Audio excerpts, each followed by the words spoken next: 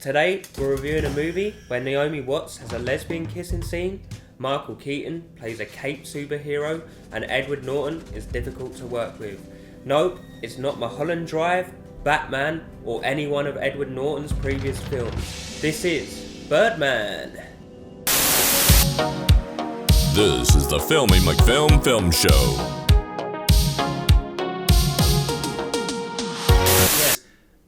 This is a movie where you can't talk about, even if you don't care about photography. Say if you're more of a theatre critic, but this movie's very much about the theatre and that sort of stuff. And so they have an interest in this movie. But even them who would have no interest in photography say, you can't describe this movie or talk about what's good about this movie or just even describe it objectively without talking about the way it's filmed. Because for a movie that's kind of about the theatre and in a lot of ways, the fact that it's meant to feel like it's all one single take is obviously lending it to the idea of the theatre where it plays out all in one go. But it's so cinematically done. Like, the storytelling is all done in camera, and I would love to see how a lot of these shots were set up and how painstaking it must have been to get everyone to hit their beats at the right time and blocking things off. And apparently the director, I'm not going to bother to Alejandro, he was so meticulous that he got into quite a few arguments with the stars on set, because basically the way they done it is they had to hit like certain marks, and like basically this film it was so meticulously planned, it only took 23 days in total to shoot, and they only had a budget of 16.5 million. I believe it. I bet the rehearsals were a lot. Yeah, and it only took, because it was so well planned, the whole film took only 2 weeks to edit. Yeah, I believe that. You'd nearly wonder. I was like, wow. You'd nearly wonder what took so long. Why did it take 2 weeks? But it must have been so... Yeah, I get that, but it must have been hard to edit it as well, because it's so like... I guess just picking... Yeah. Like, but I don't... Maybe not that either, because I don't think the shoot would go in a way where you'd say, those take... Alright, we got it 10 times, we'll decide in the editing room. I feel like it's... You do it twice. Yeah. Maybe. Also, I would like to know, because there are certain moments where... There's a couple of obvious takes obvious cuts where it's like, okay, this shot has ended, and we're going into another shot. But there's a lot of moments where the camera dollies behind someone's back and out again, and you can tell, okay, was there a cut there? Was there not? You can tell there's moments where they probably shortened overall takes. I was trying to count the actual cuts because I was at the beginning. Obviously, it's meant to be, as you said, like one continuous kind of thing. So let's play a game. So throughout the whole film, how many out of the whole of the film's length, how many visible cuts? At a guess, do you think there is? So you're saying visible cuts, so not the actual amount of cuts, the amount of visible cuts. Okay, visible cuts. I want to say 9. 16. Oh, you actually know? Oh, okay. Yeah, I know.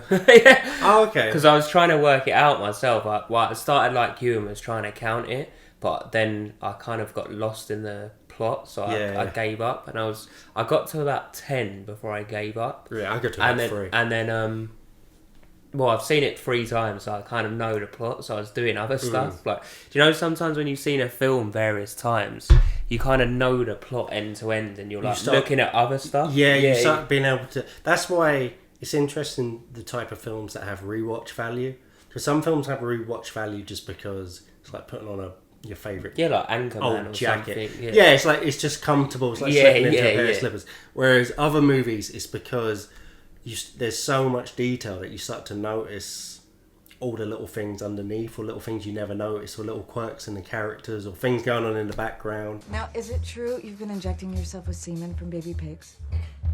I'm sorry. As a method of facial rejuvenation? Where did you read that? It was tweeted by @Prostate Whispers. No, that's not true. I know, but did you do it? No, I didn't do it. I just said it's not You're true. denying it. No, don't write anything. The main character, Regan, played by Michael Keaton. Yeah. He is depressed. He's at a point in his life where he's desperate to get relevancy back in his life, and that's basically what the whole movie is about. How when you work in show business, it's so hard to stay relevant, and how you balance artistic integrity or the craving from the approval of your peers with fame and celebrity. Yeah, like the craving for both things, and that's played off perfectly between Mike and Regan. Mike played by Edward Norton. Yeah. Who, interestingly as well, like a lot of this movie is people playing parodies of their real selves. Yeah, I guess they deliberately chose Michael Keaton because of the whole Batman. Well, apparently thing. not. The director claimed, I saw in an interview, he was saying originally he was actually against it, but eventually he kind of decided it was the right choice. And Michael Keaton, when he came, he liked the director, and they met to discuss the project. And after he read the script and they met, he kind of was asking, like, is this, like, am I being cast as a piss tape? How is this guy, like, how is this being played? And eventually, obviously, decided he wanted to do it. Because there's actually one line in it where Regan says, and I think this was deliberate, but no one's ever confirmed it. You're talking about the year. Yeah, he goes, oh, I haven't donned the suit or played Birdman since 1992. And when you look at it, that's the last time Keaton played Batman. Yeah, Which I wanted to remember how Michael Keaton's... Because I've always been a Michael Keaton fan. And I always rate him as an actor. But I was trying to remember how his career was doing pre-Birdman. Like, was he kind of... I don't think he was seen as a washed up... he wasn't seen as washed up, maybe, but I don't think people automatically, if you said Michael Keaton, all they thought of was Batman. See, this is why I like watching, like, films that... I know this film isn't old, but I like to look back at what the reviews were saying at the time it was released. Oh, that's a good idea. The guy actually... One of the reviews that I saw, it doesn't matter what paper it was in, I can't remember, not relevant, but was, like, literally said, this film is good and goes a long way to restoring Michael Keaton's career or something, because before this he had 3 shit films. I think one of them was fucking Need for Speed. Was he in Need for Speed? With Jesse from Breaking Bad? Yeah, he was. And he was in some absolute dud film, which I can't remember the name, and I was like, what, Michael Keaton was in this? See, Michael Keaton's a funny one where he can pick a great dramatic role. He always could. He's starred in some god-awful comedies, though. He could not pick a comedy. He was good in Beetlejuice, though. Yeah, but that's obviously not what I'm talking about. Duplicity was alright, actually, as well. He could pick some bad movies, but he's been on an absolute tear ever since Birdman. Yeah. But getting back to Birdman as well, another character it's less obvious that they're doing a parody of his real self is Edward Norton. Which was, I was more surprised Edward Norton would be down with going with this. I guess he is more self-aware, or maybe he's just a big fan of the director. But Edward Norton's got a notorious rep for being really difficult to work with, being really frustrating. Does look like a dickhead. Putting a lot of pressure on directors to change lines or change the story to suit himself, or suit how he sees it. Also, how he was doing it in the thing, like, I know it's your play, but why don't you do it like this? He's kind of... He is like that in real life. And being frustrating and difficult and unpredictable. I don't know about, like, you know, the booze and all that, but he's just always had a rep as being a top very good actor, though, man. Really good actor, but it kind of makes sense when you see his career, for how good he is, his career's maybe not panned out quite. That's true. I mean, he's got a great career, don't get me wrong, but he is a top actor. It was killing me, guy. Did you replace my gin with water and... Oh, Mike. No. Come on, what? Come on, you're drunk. I'm drunk? Yes, I'm drunk. I'm supposed to be drunk. Why aren't you drunk? This is Carver. Well, yeah, like in a funny... Talking about Edward Norton and the Hulk, in a funny coincidence, all the kind of, like... I'm not going to say main characters, but the majority of the main characters in this film have all been involved in superhero movies.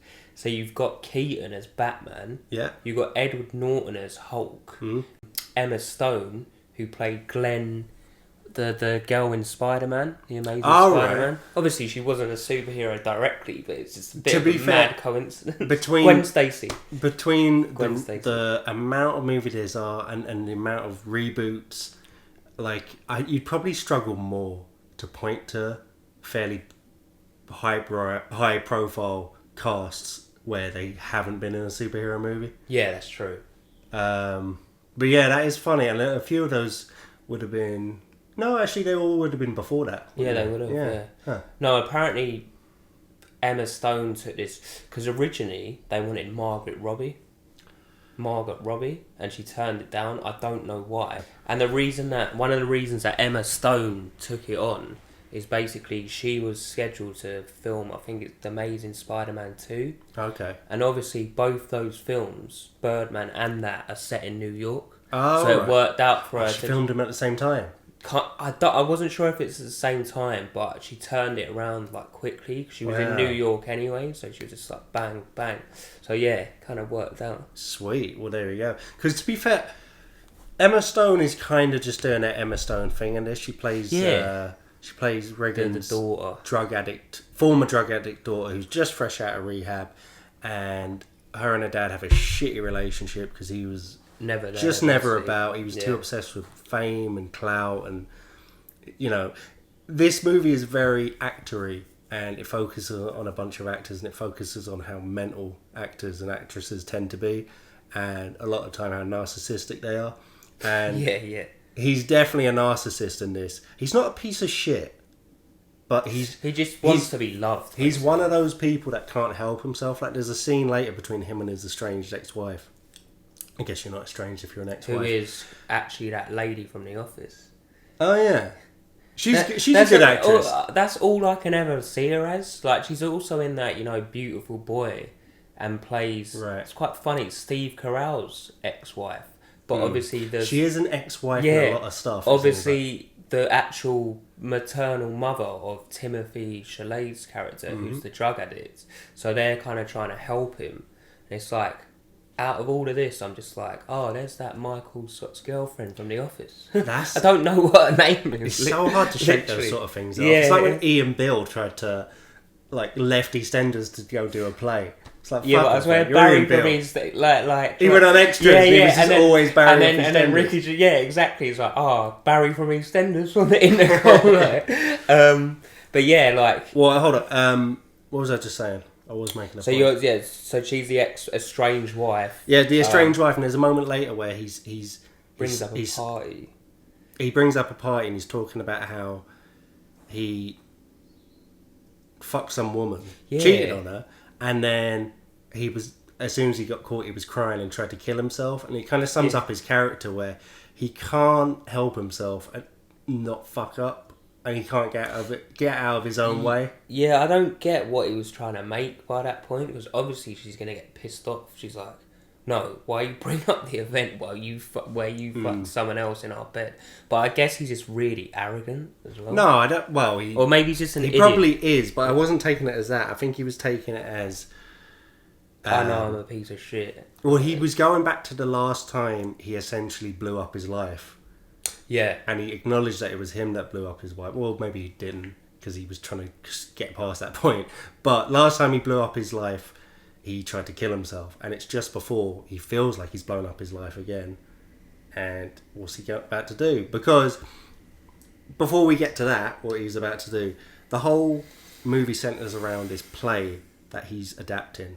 He's adapted it from a short story. And Yeah. it's all, again, like we said earlier, it's all about that line between fame and artistic integrity, and it's played out beautifully. That's the point I was trying to make before about Edward Norton and Keaton's characters, where he has all the integrity, Norton's character Mike. Yeah. We know Keaton's open about the fact that he wants that. Yeah, That's yeah. what he's trying to do. And with this whole play. But Norton, he has this constant mantra about honesty and truth. Yeah. But it's not only is it a facade, but it's actually the complete inverse is true. Like, the only time he ever really feels himself is when he's pretending to be someone else. Yeah. A game? What are you, 8? What are you, 78? Truth or dare? Oh, come on, let's... Truth or dare? Oh. Truth. And it's the only time he ever feels good. He even can't get it up unless he's on stage or around the theatre. Yeah, he's complete a scumbag as well. Like he's not a nice person. And it was hitting on. It's interesting watching it how daughter. how he's kind of very Me Too-ish, and I can't remember if it felt as fucked up when I watched it in the cinema at the time. But some of his behaviour is really like fucking. Yeah, nuts. He starts hitting on the daughter like, oh. Well, he also tries to rape Natalie Portman, Naomi Watts. Yeah. On stage in front of him. That's the only time he can get hard on. Leslie? Roll it, go. I think I'm hard. No, you're not. It's just that sometimes you don't consider other people's feelings. No. I'm getting hard. Feel that. You gotta be kidding me. Let's really do it. Let's really fuck. Are you crazy? No, it's incredible. It'll be so real. Trust me. Get out, Mike. I'm serious, Trust me. Mike. Don't call me Mike. Call me Mel. Mel. Get off.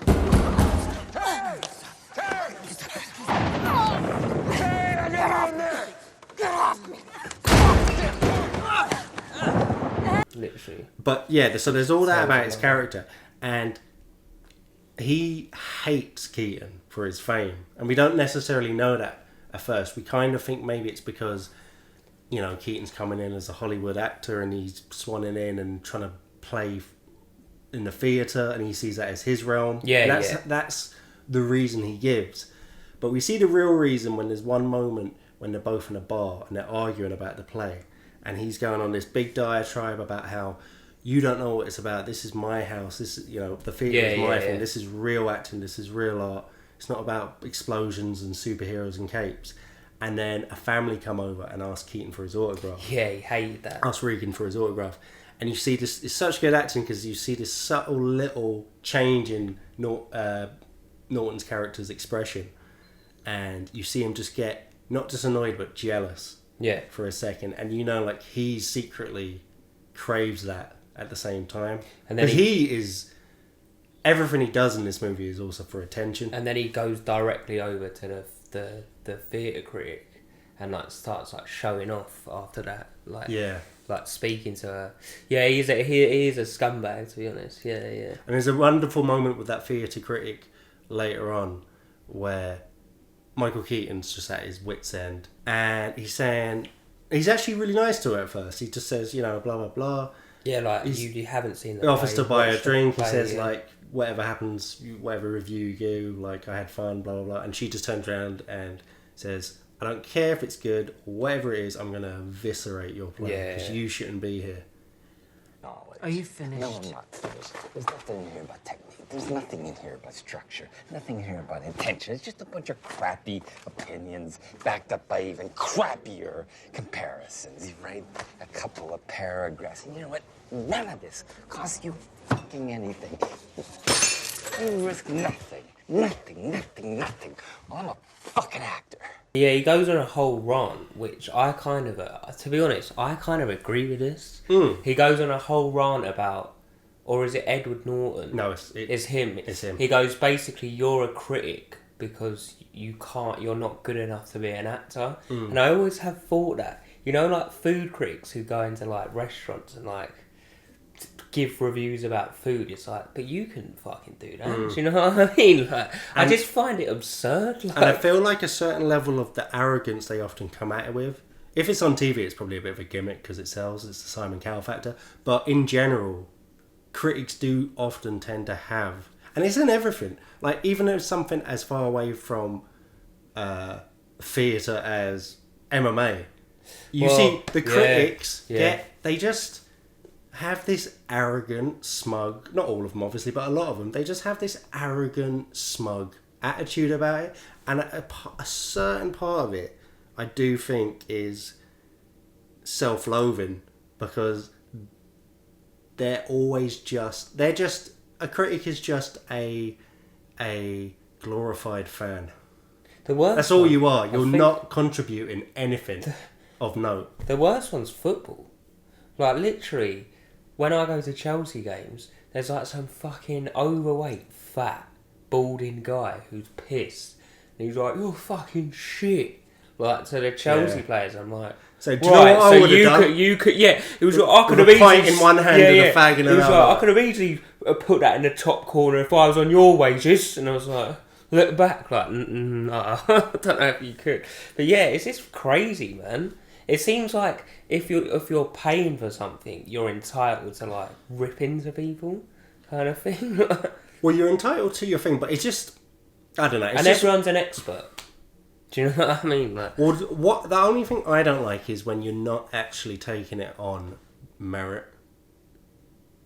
Like, even certain films, like, I don't want to have an opinion on a film necessarily until I've seen it a second time, because sometimes I'll be sat... won't like a film. I won't have enjoyed a film watching a movie because I thought it was going to be a different film.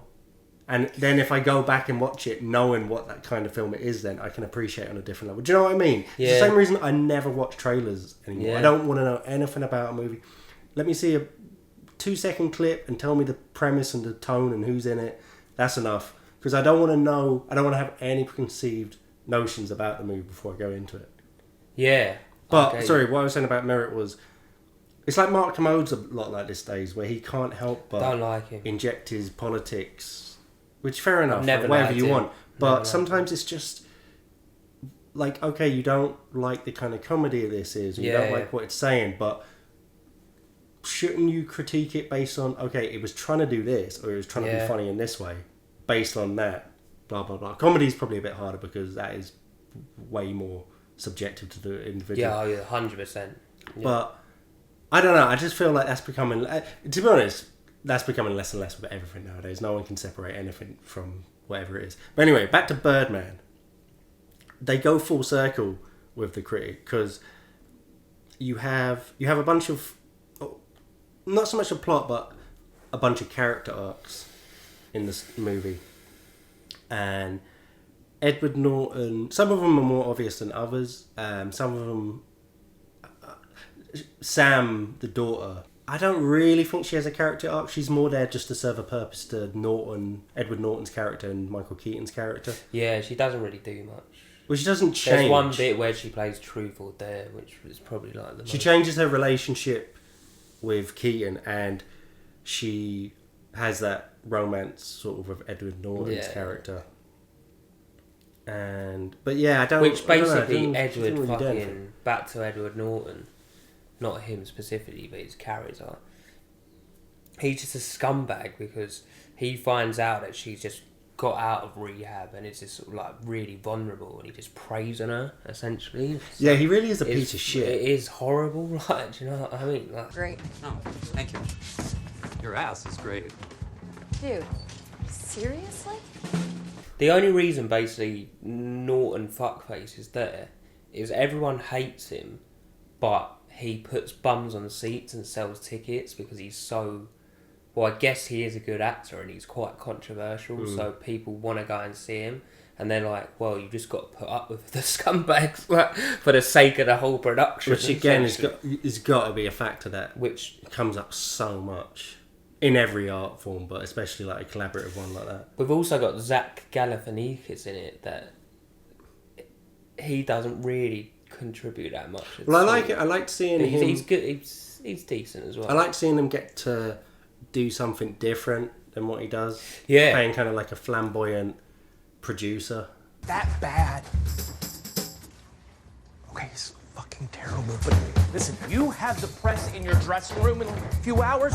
You needed, for that role, you needed a warm, fuzzy, nice guy. Yeah, because that you like. of the demands of the shoot and the way it was shot. Obviously, no one wanted to fuck up because, like, if they made a fuck up, obviously they're gonna have to reset everything, and that's gonna take ages with the way this is shot. So basically, Keaton and Norton done this running total of mistakes and was Alright. tallying them up. Who was let me guess who was highest. We're going. So I'm just gonna do the. So main I cast, know obviously. who's highest and lowest. I don't Okay, know I'm the going. in betweens. I'm going to basically. say lowest was.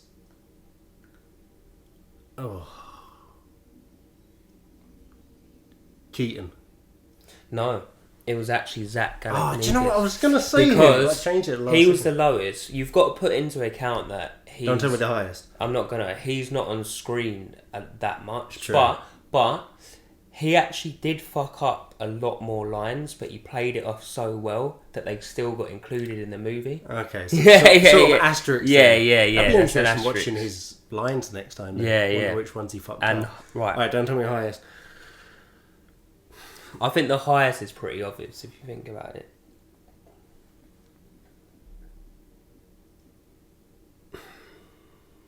Do you know what? You made it more hard to pick by saying that. Obvious. I don't know. I'm just going to say... okay. Michael Keaton. No. I thought you meant obvious as in he's in it. No. Well, I mean obvious because I think she's... Alright, you've given it away. It was Emma Stone. Yeah, out of all the people in it, I guess she's the least experienced, so she got the most mistakes at this point in her career. But then you've also got, going back to the plot, you've also got this other weird element of Keaton's character's going slowly insane. Yeah. And you kind of get hints that he's also a bit of an alcoholic as well, because I think one point, ex-wife office girl, I'm going to call her, she goes into the dressing room, he's drinking a beer, and she's like, oh, how's the drinking going? He's like, oh, am I not allowed to drink a beer?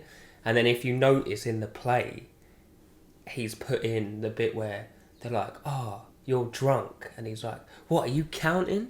So I think like these are like experiences that he's had in his life. Yeah, well the play kind of thing. The play makes more, you see the same scene in the play. You only ever see one scene in the play. You see it rehearsed over and over. And you probably see that individual scene play out about 7 times. Maybe more even. And it makes every time another piece of it becomes more and more relevant to his real life, both past and what is happening in his life right now. And it is a brilliant device. And the scene ends with him killing himself in the play. And you should see it coming. Yeah, I thought... And when I was watching it this time, knowing that he eventually does actually shoot himself in the head for real on the opening night in that scene, which is the final scene of the whole play. Knowing it was coming, I wasn't feeling that tension because I knew what was coming the second time. But once it arrived at the scene and you know he's got a real gun there and you're seeing... It's not Keaton playing this character, Regan Thompson, who's not a great actor anymore. It's now Keaton playing that scene out for real. And all of a sudden the performance is amazing.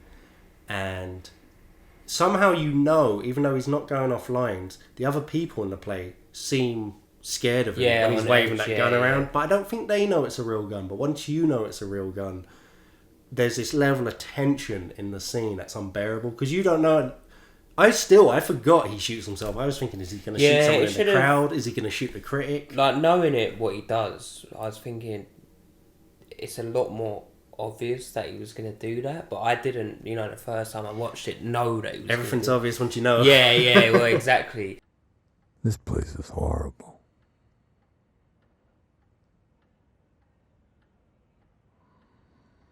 Smells like balls.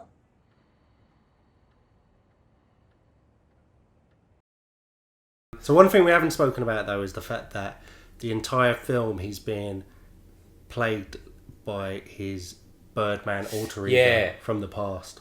So it's kind of like, to put it in context for viewers that might not have seen the film, it's kind of like a Gollum Smeagol situation where Smeagol speaks to him, so Birdman's there as an inner voice, basically a negative voice saying you're a piece of shit, like why didn't you do this or why didn't you do that, and then later constantly trying to get him to say stop doing this, yeah. let's go do Birdman 5 or whatever. And then later on you do see him after Keaton's character goes on a heavy drinking session, wakes up just slumped on the street, you then actually do see him in physical form. That's what I'm talking about. Bones rattling, big, loud, fast. you get these kind of like Matilda moments in it where he's like closing doors like with his like mind and shit. Yeah, because from that very opening shot, he's levitating, and you're so straight away. It's never really... no part of you ever is watching it thinking, oh, does he have powers? But from the get-go, what you're seeing on screen is potentially unreliable, basically. Yeah, because from what I took from it, he's just, well... We slip into his imagination at times. Yeah, I just took from it that basically because of the pressure and everything and his life, and he says numerous times that he can't fail this project because he's put everything he has into it. So I just took from it that the pressure, the whole situation he's in, he's just gone mad. Yeah. But that's up for debate. Do you know what I mean? There's a moment in that scene, that sequence as well, that kind of perfectly sums up the absurdity of what it must be like to be in show business at that level, and what the film's trying to hammer home, where he's sort of going through this fever dream where he's picturing himself actually as the Birdman doing these amazing feats. Yeah. And he finds himself on top of this building on the ledge, standing as if he's going to kill himself. Well, he is going to kill himself, he's going to kill himself, yeah. Hey! Is this for real, or are you shooting a film? A film!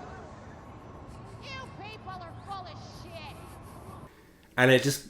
that whole line, that moment... proceeds to fly off. That whole line and moment just perfectly sums up his character in this movie.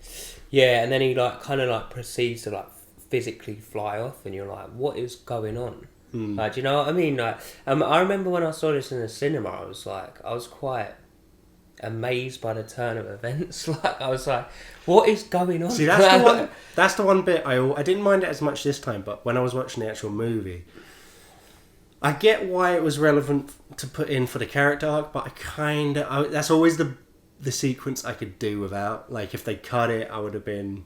would have been like, the film's a little bit better for it. Because right at the start, we should probably address it right at the start of the film when they're rehearsing. Obviously, the reason that Edward Norton comes along is because the original actor that's playing his part, the light falls on him and hits him. And I love you see him on the night of the in a wheelchair opening. with a neck. Yeah, brace. and he's threatening to sue. And he kind of goes up to Zach Galifianakis' character, who's his lawyer and his best mate, essentially.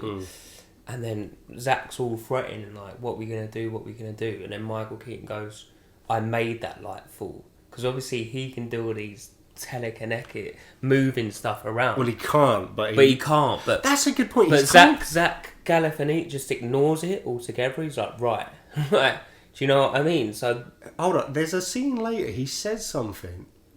He says that he's been tormented by the Birdman in his mind. Yeah. Later on to his wife, and she completely ignores that as well. That's what I'm saying. There's 2 points in it where, I don't know, they just seem to ignore it. So it's kind of weird. Like, yeah, that is weird. I never really noticed that until you said that. And this kind of brings us on nicely to the last scene when he's recovering in the hospital. Well, before that, like he shoots himself on stage, doesn't kill himself, only shoots his nose off. Yeah. And they surgically rebuild a new nose, which in its swollen state, when he looks in the mirror, looks a lot like a beak, I thought, I thought was funny. What did you think of I loved, in a poetic sense, I loved that as an ending of how it rounded out the character and his journey and everything, and what it was saying about relevancy and the absurdity of it and whatever. But what did you think of the point the critic said in her article? What about real blood being well, essentially that she said him shooting himself on stage has brought theatre to a whole new level, and it's the greatest thing to happen to the theatre in 100 years, something along those lines. That was the sentiment, basically. Yeah. Well, let me put it. I don't know. Let me take you out of the movie for a second and drop you into the real world, and say, you're Emma Stone's character, you're his son, and your dad's just shot himself on stage, clearly having a mental breakdown, and one of the most famous critics on the planet comes out in one of the biggest newspapers on the planet and praises it.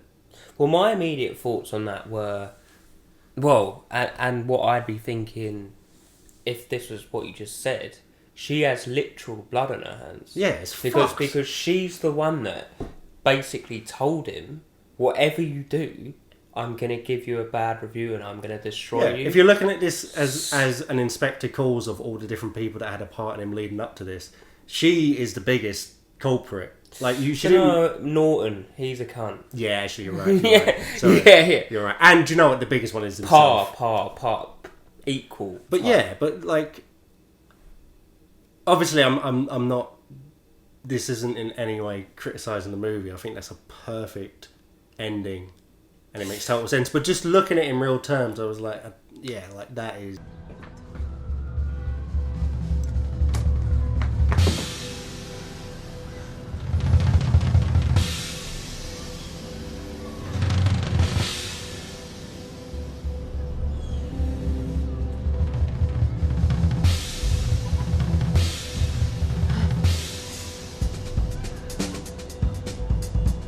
So, from what I took of that, he was flying. I don't know. Like, yeah, I mean, I think it's probably pretty obvious. You don't have to take that in literal terms. Yeah. And the symbolism's a bit on the nose, but I'm fine with that. I don't mind obvious symbolism when it rings true in how it plays out. But it's a weird one because he basically gets everything. Usually in this sort of movie, you'd maybe expect him to realise that what he's craving and what he's reaching out for doesn't really matter, and what matters is his family. Yeah. And he does realise that in his own sort of way. But he actually gets everything. He gets the fame. He gets the prestige. He gets the accolades from his peers and the critic. And he gets his daughter. Yeah.